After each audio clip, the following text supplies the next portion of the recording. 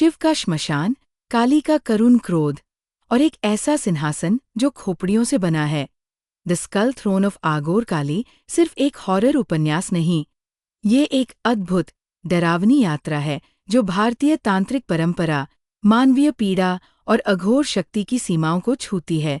बनारस, जहाँ हर मोड़ पर मृत्यु मिलती है और हर घाट पर मोक्ष की आशा, उसी नगरी की एक पतली सी गली में रहता है ब्रिजू, एक साधारण सा मजदूर, दिन भर ईंट पत्थर उठाने वाला, रात में जिंदगी के बोझ तले टूटा हुआ। लेकिन उसके भीतर एक बेचैनी है, एक घुटती हुई आग जो उसे रातों को सोने नहीं देती। उधर है छोटू, एक ऐसा बच्चा जिसकी आंखों ने देखी है वो घटनाएं जो किसी भी इंसान को अधमरा बना सकती है। अनाथ, उपेक्षित, मगर अंदर से एक अजीब आग से जला हुआ। वो भी वही आग जो ब्रिजू के भीतर है। शायद यही वजह है कि दोनों एक दूसरे से जुड़ जाते हैं। एक दिन गंगा किनारे दोनों को एक अजीब सी चीज मिलती है, एक सफेद टुकड़ा। ना धातु है, ना पत्थर, वह बर्फ जैसा ठंडा है, लेकिन छूने पर लगता है जैसे दिल की धड़कनों से कंपा रहा हो, जैसे उसमें कुछ जीवित हो। उसी रात से सब कुछ बदलने लगता है। ब्रिजू को सपने आने लगते हैं, श्मशान, राख, खोपड़ियाँ, मंत्रों की गूंज, और उन सब के बीच एक औरत, काली। मगर वो काली मंदिरों वाली नहीं, वो है अघोर काली। उसकी आंखों में खून, बालों में अग्नि और हाथ में खोपड़ी। वो सिर्फ देखती नहीं, निगल जाती है। अब ब्रिजू और छोटू के आसपास की दुनिया असामान्य हो जाती है। ब्रिजू की त्वचा पर अजीब निशान उभरने लगते हैं, जैसे किसी तांत्रिक ने मंत्र लिख दिए हों। छोटू को सपने में आवाजें आती हैं, आजा, सिंहासन तेरा इंतजार कर रहा है। एक दिन उन्हें एक साधु मिलता है, नंगे बदन, राख में लिपटा हुआ, आंखों में जंगल जैसी गहराई। वह कहता है, तुम्हें चुना गया है। ये टुकड़ा देवी का बुलावा है। जो इसे छूता है वो जीवित नहीं रहता, वह अघोर बनता है। ब्रिजू और छोटू निकलते हैं उस स्थान की ओर जहां उन्हें बुलाया जा रहा है। रास्ता कोई सड़क नहीं, वो रास्ता उनके भीतर से जाता है, उनके डर, उनके दोष, उनकी सबसे काली भावनाओं के पार।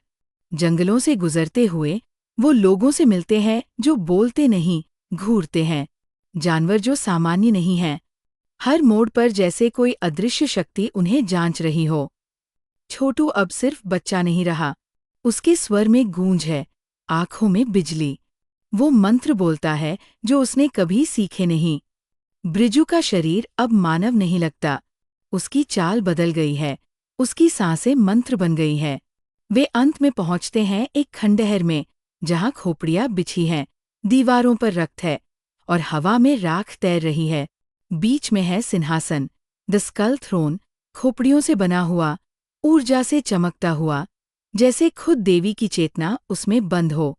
जैसे ही दोनों उस जगह में कदम रखते हैं, जमीन कांपने लगती है, मंत्र अपने आप वातावरण में गूंजने लगते हैं। और फिर वह आती है, अंधेरे से निकलकर एक आकृति प्रकट होती है, खून से सना शरीर, आंखों में क्रोध की ज्वाला और होठों से निकला एक वाक्य, क्या तुम अपने भय से ऊपर उठ सकते हो? ब्रिजू कांपता नहीं, छोटू घबराता नहीं। दोनों एक दूसरे की ओर देखते हैं और फिर समर्पण करते हैं। वे झुकते नहीं, वे अपनी पूरी चेतना अर्पित कर देते हैं। और तभी सिंहासन चमक उठता है।